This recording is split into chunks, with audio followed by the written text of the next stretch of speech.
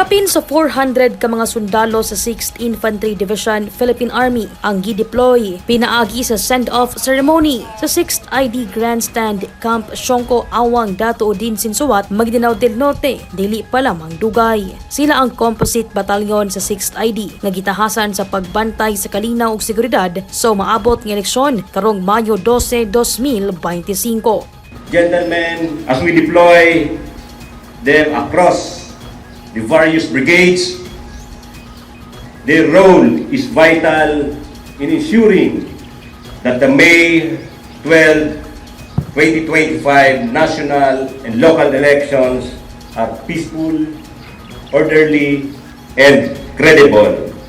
Aron masiguro ang kahapsay, sila ang dugang sa nauna nga mga reinforcement gikan sa 48th Infantry Battalion, 1st Armored Company sa Armored Division ug Marine Battalion Landing Team 6 nga nagtumong nga mapahugdan pa ang ipatuman nga seguridad sa adlaw sa piniliay. Gibay magnuan sab ang mga sundalo sa istriktong pagmintinar sa patas nga pagbantay sa mga botante ug mga politiko. Dai sa Libong, Newsline Philippines, Province of Cotabato. Stay safe